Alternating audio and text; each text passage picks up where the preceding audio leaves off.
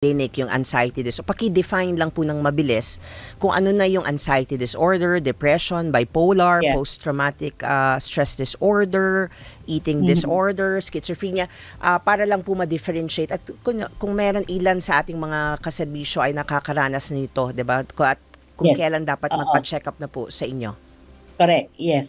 Actually, dito sa aking clinic, the majority or around 70 to 80% of the patients that come into my clinic, actually it's depression and anxiety. Ngayon, dalawa yan.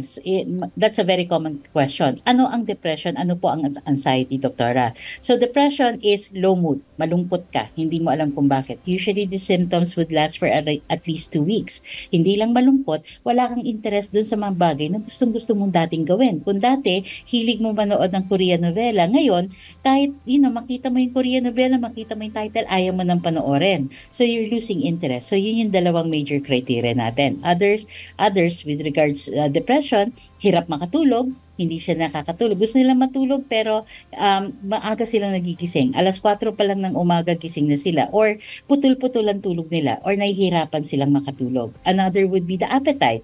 Either increase ang appetite, kain ng kain, or decrease ang appetite, ayaw kumain. Sasabihin nila, Doktora, talagang wala akong ganang kumain. So, nandiyan ang pagkain, alam ko kailangan kong kainin, hindi ko siya makain. Another is parang pagod na pagod. Doktora, ba't ganun? Ang tulog ko na, 10 hours na.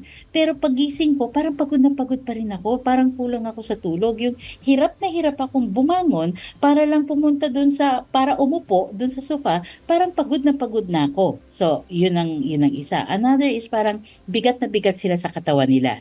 Another, they feel so guilty. Akong kasalanan, bakit nagaganyan ang pamilya ko? Akong kasalanan, bakit bumagsak ang business? So, those kinds of things. Another would be feelings of worthlessness. Wala akong kwentang tao.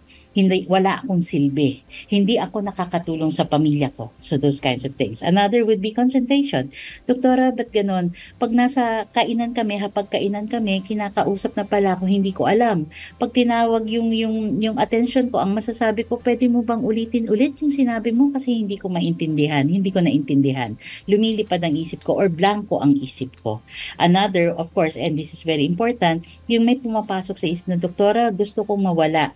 Parang gusto kong saktan ng sarili ko. Siguro masaya ang pamilya ko kung wala na ako dito. So those are the symptoms that are associated with depression. Of course, with all of the psychiatric disorders, depression and the others that I will be mentioning later on, functioning is affected. Hindi na yan pumapasok, nakakulong sa kwarto, ayaw makipag-usap sa pamilya, hindi na naliligo, minsan nakakarinig ng boses, umaabot sa ganon, hindi na nagsi-self-care, hindi na nagtutoothbrush, nawawala na sila ng gana na alagaan ang sarili nila. So that is depression. Pag sinabi naman nating anxiety or nervyos, halos lahat ng symptoms niyan, ang labas niyan physical. So, yung depression, yung nararamdaman niya sa loob. Pag anxiety, kinakabahan ako, ninenervyos ako. Doktora, bakit ganun? Parang may nakadagan sa dibdib ko, nahihirapan akong huminga, nanlalamig ako, parang hindi ako makahinga, parang may nakabara sa lalamunan ko. So, ang labas nila, physical ang manifestations. Kaya, if it's anxiety, at hindi ako magtataka na ako ang huling titingin. Kasi nga naman, kung mabigat ang dibdib mo o nahihirapan kang huminga, hindi ka pupunta sa psychiatrist. Ang pupuntahan mo ay cardiologist or pulmonologist. So, syempre, pagdating ng pasyente sa cardio or sa pulmo, lahat ng test, natural, gagawin yan. Mag-T2D echo yan, mag-ECG yan, or pulmonary function test, mag-stress test yan, lahat gagawin. Tapos, lahat ng resulta nun, normal.